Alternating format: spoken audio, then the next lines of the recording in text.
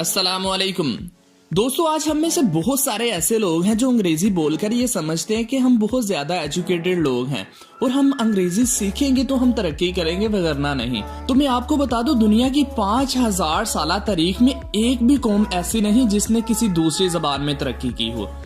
दुनिया का जदीद तरीन मुल्क इसराइल में किसी को अंग्रेजी नहीं आती।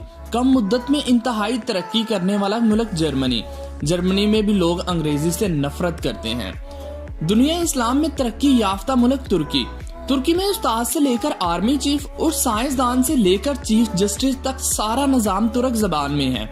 चीन में आपको कोई सरकारी या निजी ओहदेदार अंग्रेजी जबान बोलता नजर नहीं आएगा। इंडिया जैसा कदामत पसंद मुल्क अक़वाम मुत्तहिदा में भी आपको हिंदी जुबान बोलता नजर आएगा। ईरान का तमाम सरकारी हाई निजाम फारसी में तरतीब दिया गया है और ईरान से हर साल नोबेल इनाम के लिए कोई ना कोई नामजद होता है।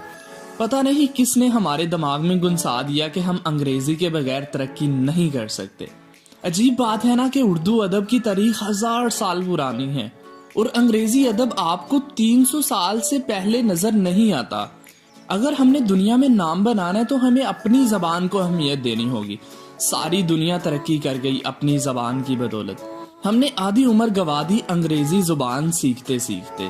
वीडियो अच्छी लगी हो तो दोस्तों के साथ जरूर शेयर कर दीजिएगा। अल्लाह हाफिज।